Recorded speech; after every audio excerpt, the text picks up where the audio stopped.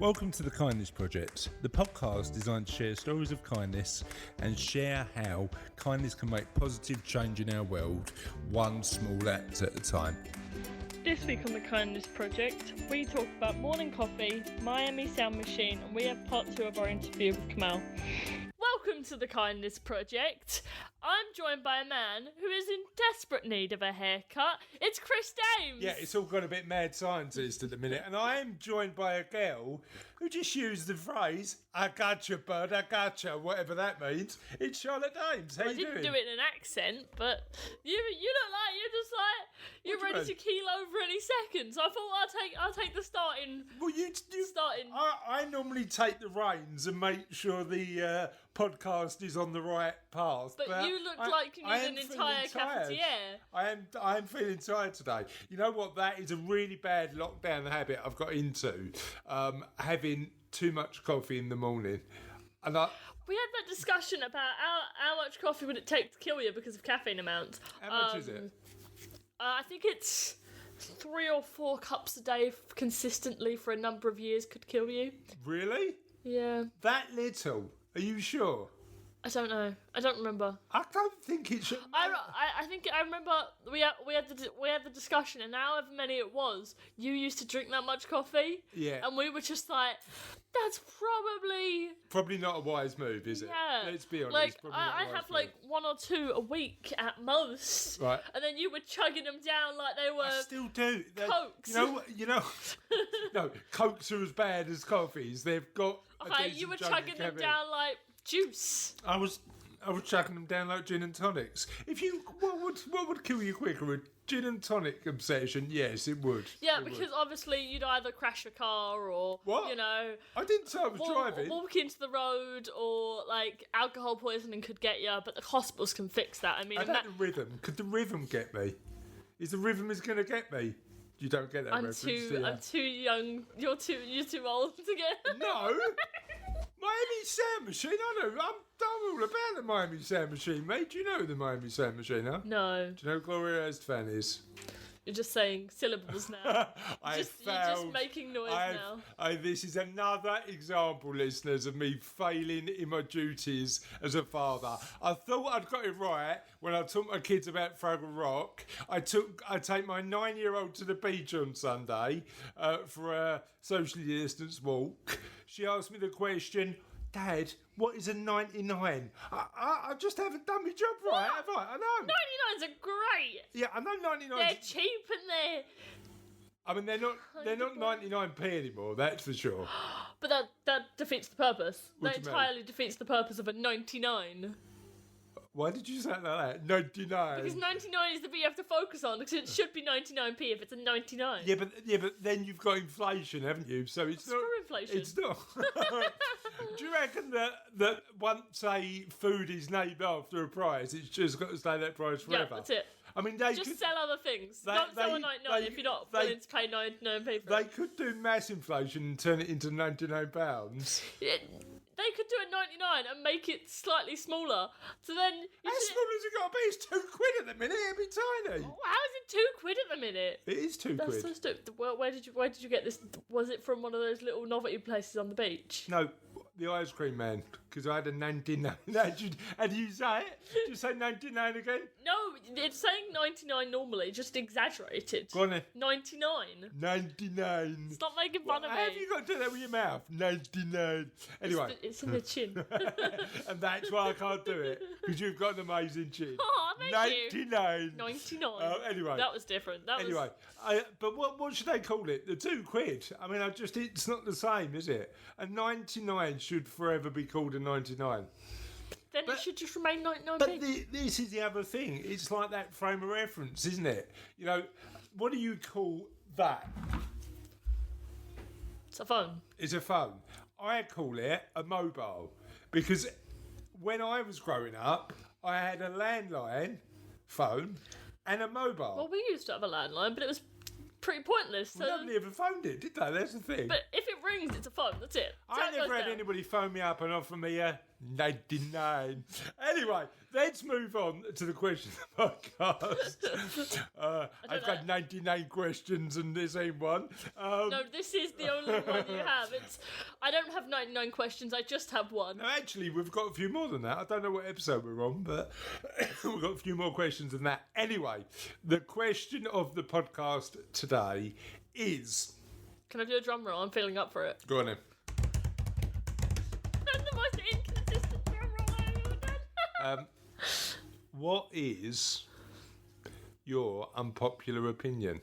Because I'm a bit obsessed by Radio 1's unpopular opinions, particularly the jingle. I mean, they've got an amazing jingle at the minute, which goes along the lines of, give us your unpopular opinion, something you've always felt of your...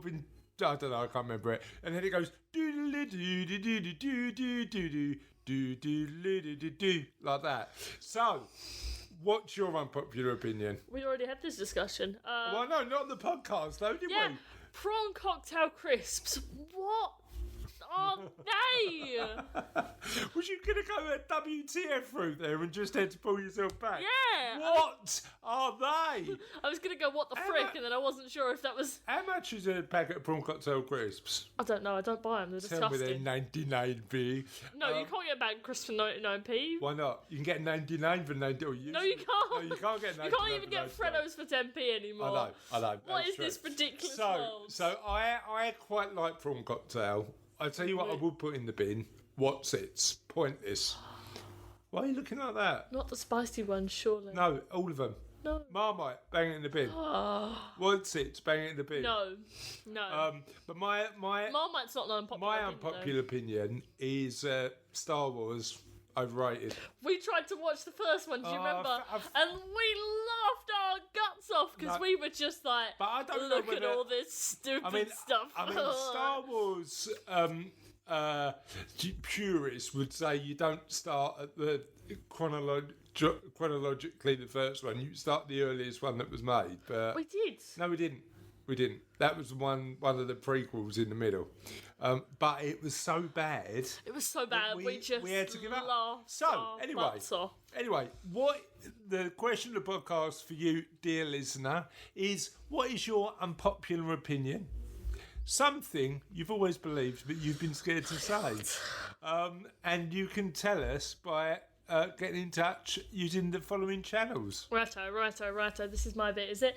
Okay. At Facebook, if you just go into the search bar and put The Kindness Project, we should come up. Because we do. Because we're awesome.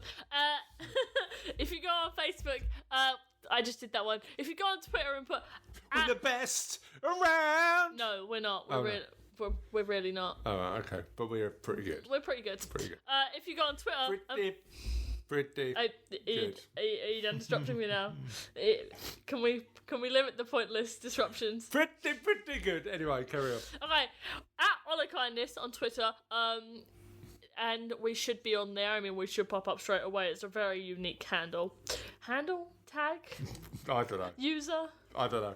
All I know is we are pretty good. If you Google us, The Kindness Project, we should come up, but if not, we're www.thekindnessproject.co.uk, and we have an email, hello@thekindnessproject.co.uk. Feel free to email us, get in touch. I don't know if 8 people actually do. Yeah, they do actually. People get in touch all the time, and Russ sorts it out and emails me when it's relevant.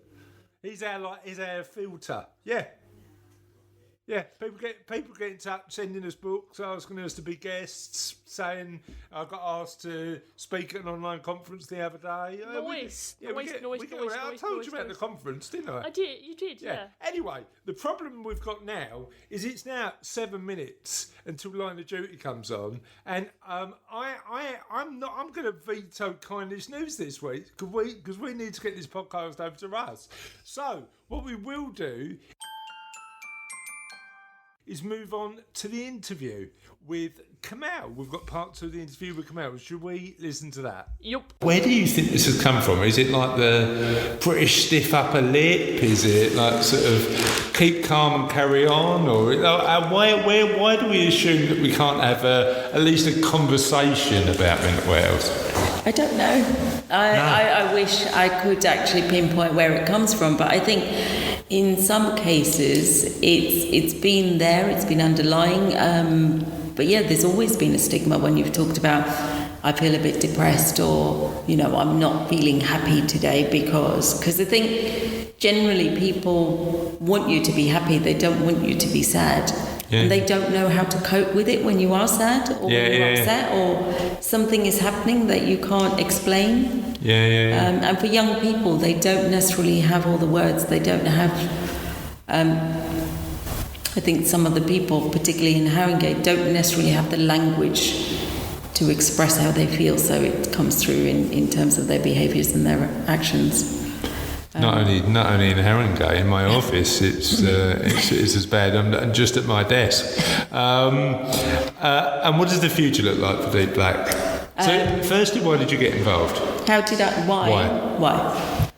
I'd seen their work. I'd gone to a workshop as part of being head of PSHE. I'd attended workshops in Haringey because I knew they were the leading council for, you know, the mental health, and I wanted to make sure that Brentwood School was, you know, being top of the top in terms of the PSHE that we were offering.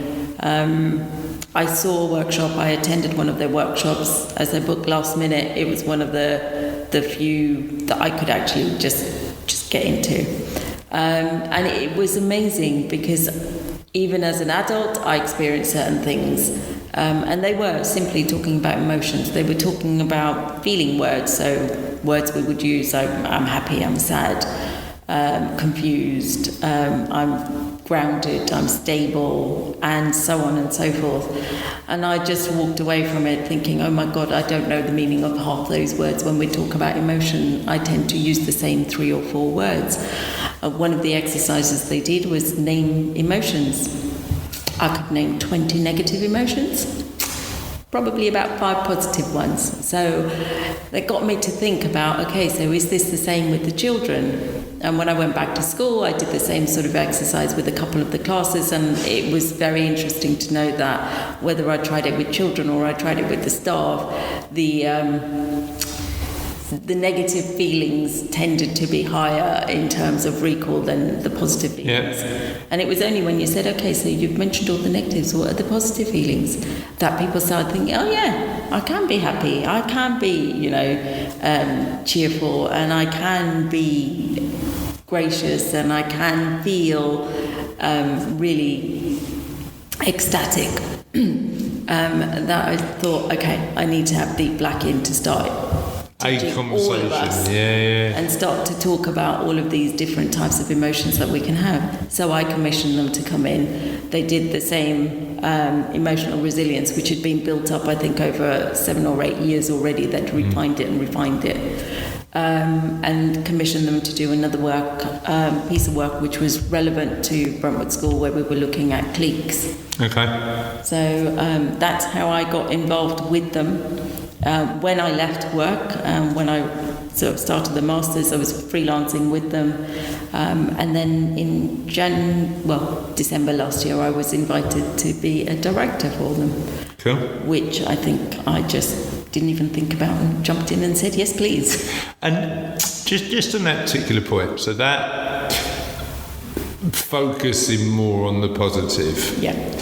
Because I get accused, Kamal, rightly so, of being a massive optimist. I mean, I live my life wearing a permanent pair of rose-tinted glasses. I just see everything as being sometimes overly optimistic, and I need to train myself to be a bit more critical and analytical in my thinking every now and again.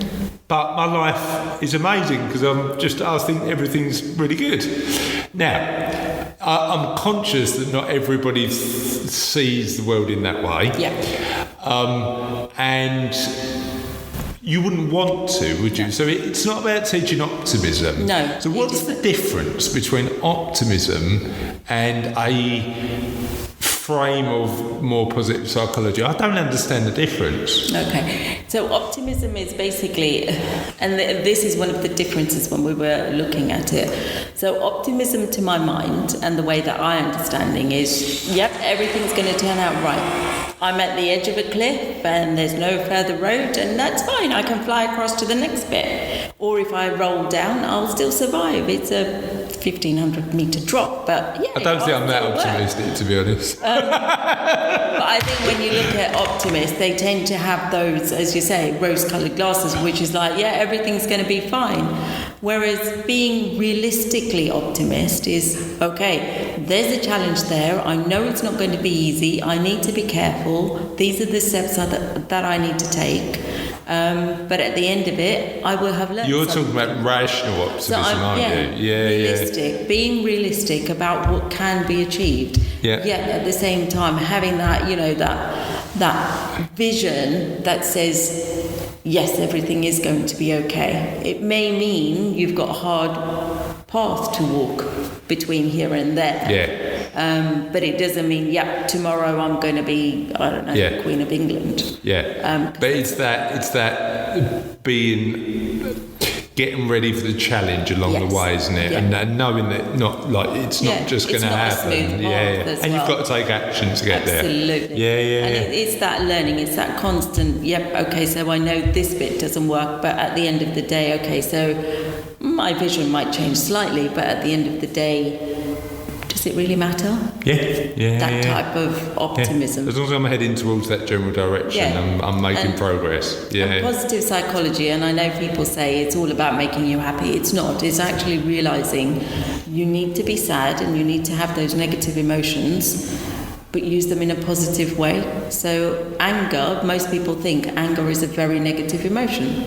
Yes, it can be, because it makes us, explode, but it also makes us shut down and become very introverted and not talk to anyone.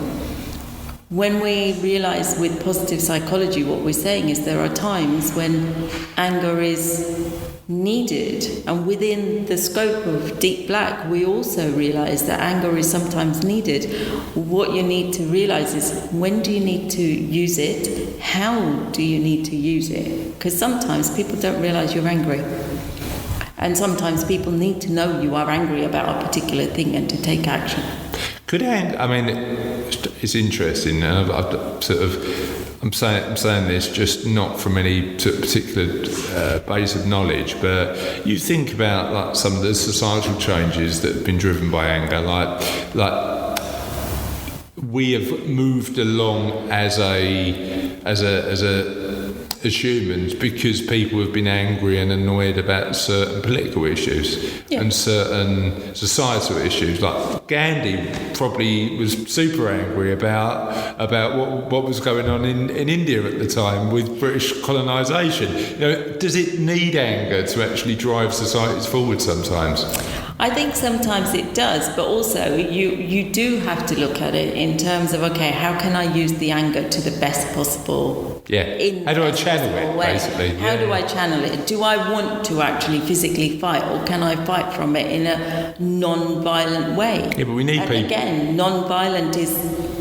It's not a word that resonates, with most people. Going back to that conflict thing, right? So, is some conflicts positive in a way that you need to fight for what you believe in sometimes?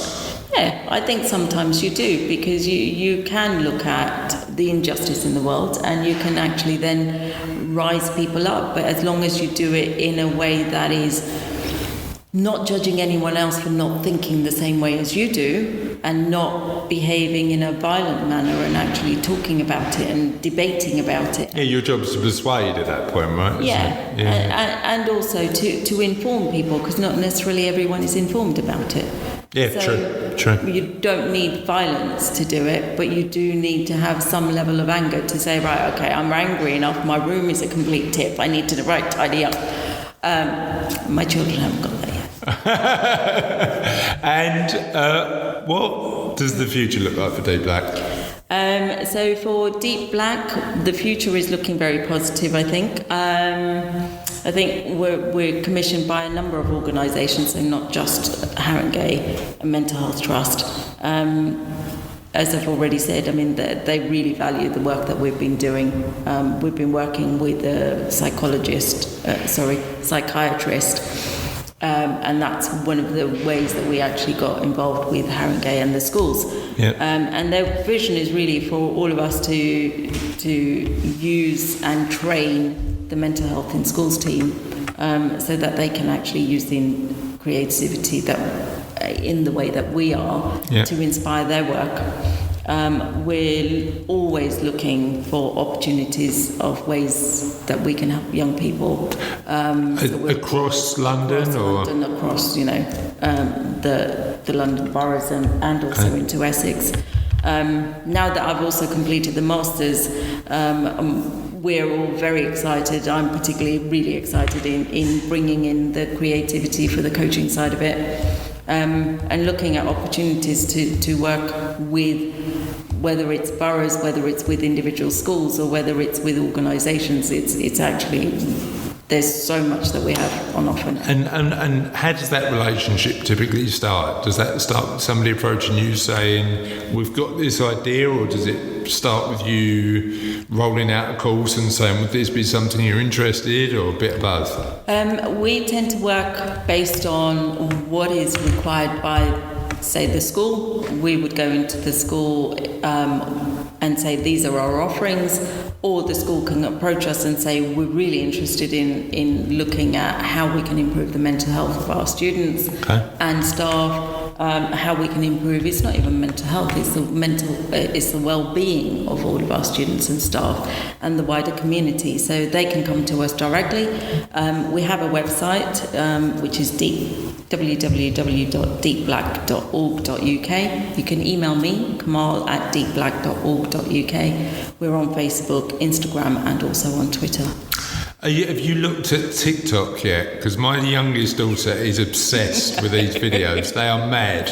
They're just basically people dancing, and I have been collared into doing some really bad dad dancing on at least 4 of them. Before we leave, we always do a thing with our guests. Where we ask them previous questions of the podcast. So, I don't prepare any of my guests for this. So, are you ready for some just impromptu, non-kindness related questions? Absolutely. Amazing. Go for it. So, before we started recording the podcast, we talked about biscuits. Yes. What's the world's best biscuit? The world's best biscuit. Okay, that's a tough choice. Okay, so with a cup of tea, it's got to be the rich tea biscuits. Okay. People argue with me on that one. With a cup of coffee, it's got to be the bourbons. Okay, I like the way you've got a biscuit for tea and a biscuit for coffee. Let's say, for example, you've got no tea or coffee. What's the biscuit you have dry? That would have to. It's not quite a biscuit. It would have to be a cookie, because then it's still moist enough. Yeah. Triple chocolate. Yep. Very good. Chocolate. Any particular brand? No. Just any triple chocolate. Any brand is good. Yep. What is? Oh, I've just gone to favourite biscuit again. What would your superhero name and superhero power be? God, my daughter had her birthday party. She was 21 this year, and she had dress up as something you wanted to be. So my original idea was a teacher, and she said too boring. So my next best one was Superwoman. Okay. I didn't dress up as that.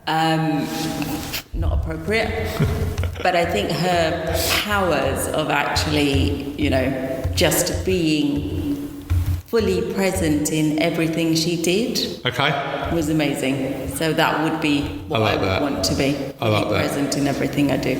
And what's your favourite Muppet?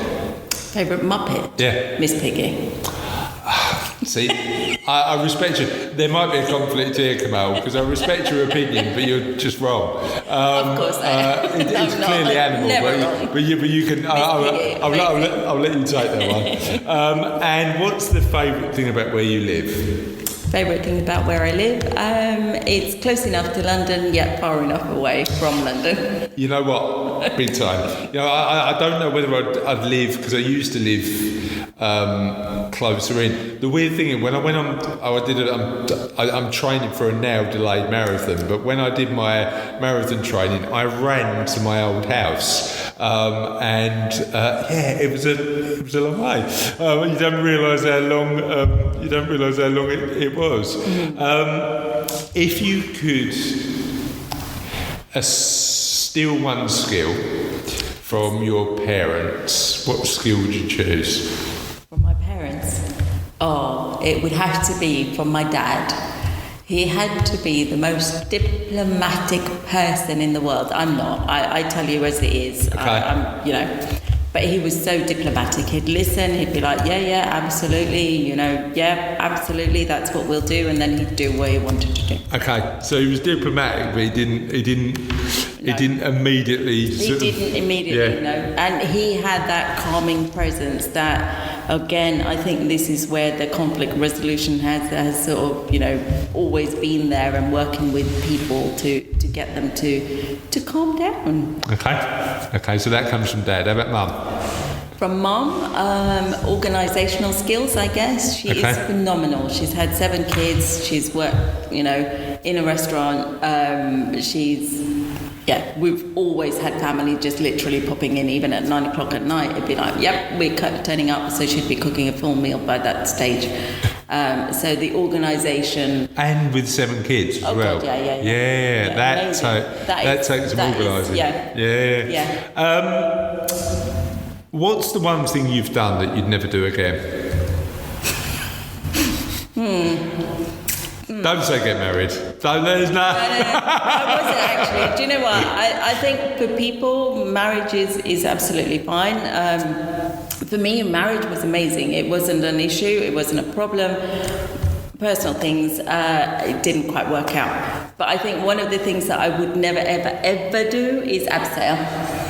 Have you done it? I've done it once. It wasn't very high, but I would never do it again. Where did you do it? Stubbers.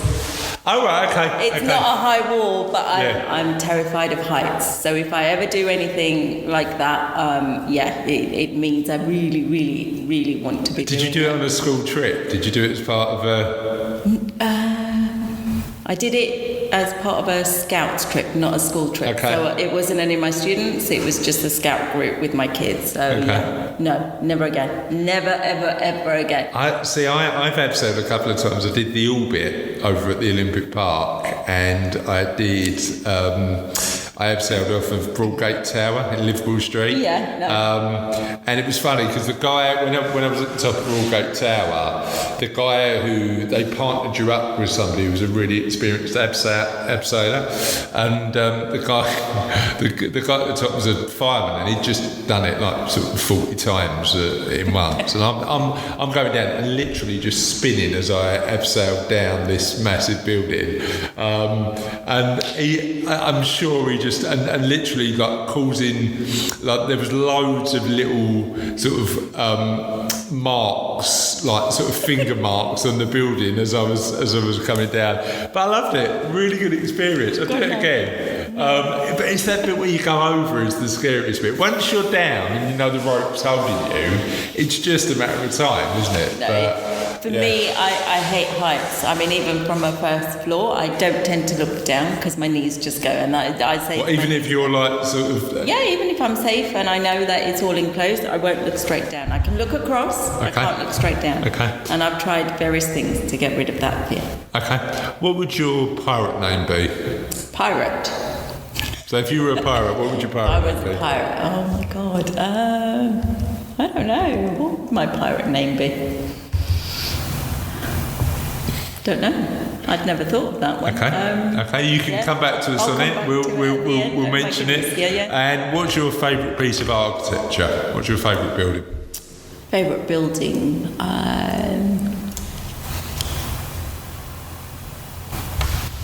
In London, it would have to be St Paul's Cathedral. Okay.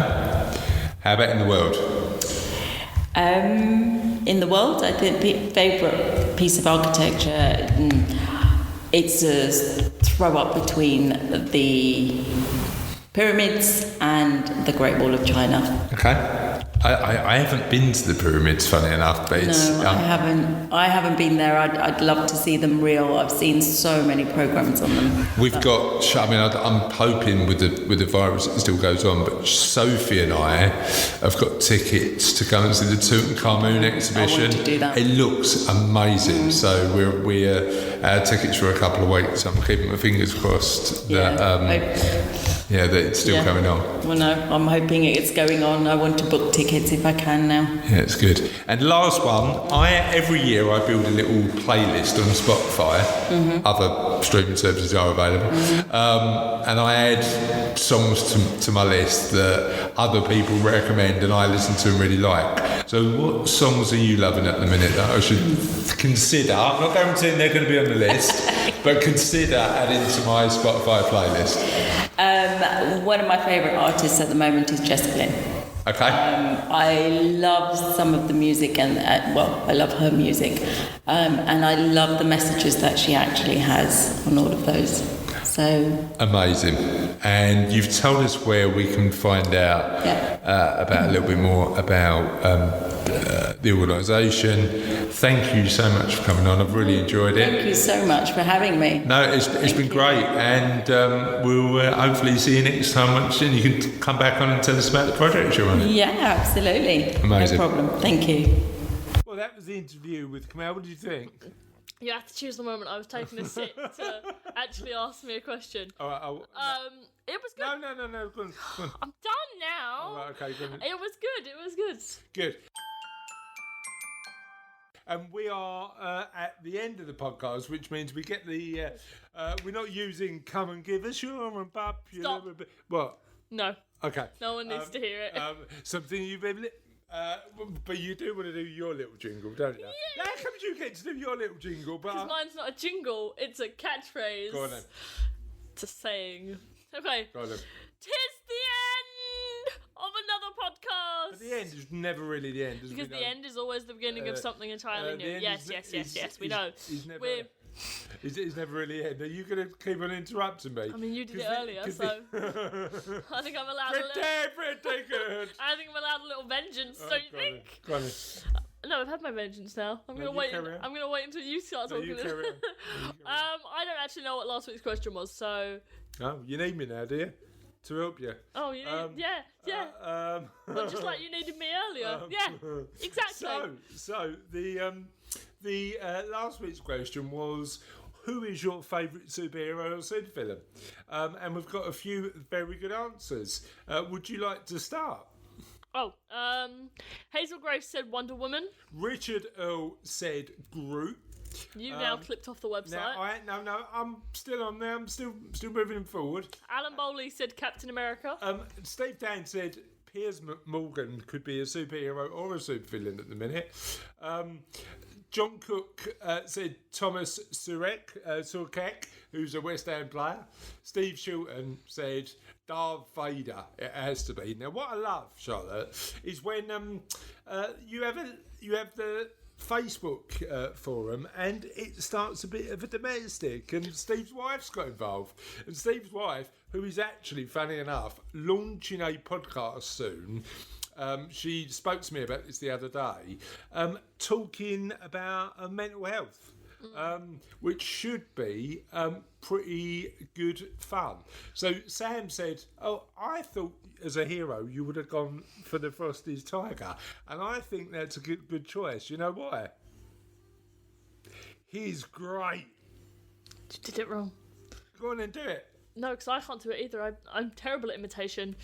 Go on, give it a go. No, the Frosties Tiger, is that the Tony dude? The Tony dude? Who's the Tony dude? I don't know. Yes, Tony the Tiger. Yeah, that one. Tony the Tiger. Are you going to give it a go? No. No, you're not. Okay, that's fine. Dave Forsyth said hero, daredevil, villain, Dr. Octopus. Terry Upham said Iron Man. Desmond Barker said Spider-Man. Now, interestingly, Twitter took a bit of a different swerve. Stuart Holbrook went for an absolute classic. Do you know who that is? It looks like knockoff Danger Mouse. Knock off Danger Mouse. That, my friend, is Batfink. Right, YouTube Batfink. The education continues, right? Knock off. Oh no, that's not Batfink. That's just knockoff Danger Mouse. That's not knock off Danger Mouse. You are disowned, right? One I've never heard of, Michael Taggart, said, "I've been a long life supporter of Hindsight Lad." I quite like that. And as on his helmet, He's so sweaty. on his helmet, he's got two what do they call them? Wind mirrors of cars, which is all good fun. And then Matt Warren said he likes Stretch Dude and Clobber Girl from The Simpsons. Chris Bard likes the Flaming Carrot. And Ollie Smith said he's such a huge fan of Burnt Face Man. Now, weirdly, We watched that. we watched one episode of Burnt Face Man, not safe for work, by the way, but it did mention the Reader's Digest jokes, which I know you're a big fan of. I haven't got one for this episode, actually. Why not? Because I'm unprepared. So are you. What do you mean? I don't have a joke prepared. Right, okay, so what are we going to end it on? Because that was my last superhero I was going to read out. Well, we could always end it on this little bit. Well, Bye! We're done now! Well, it's done silence. I will cover while you get a joke. Okay. Right, quickly Google the Reader's Digest. See how quickly you could do it. Here we go, found it. You found it, right? Okay. Oh no, this isn't even the Canadian one. Right. Canadian? Keep Canadian? it. Canada. Where's Canada? Where's Canada? 1 year only $10. I'm glad it's not 99. Right, are we ready? Have you got a joke to finish us off on? I don't know what a Clydesdale is. Was that the punchline? No. You better find a joke. You've got 1 minute to line of duty. Okay. There are two muffins baking in the oven. One muffin says to the other, "Phew, is it just me or is it getting hot in here?" The other muffin says, "Ah, a talking muffin!"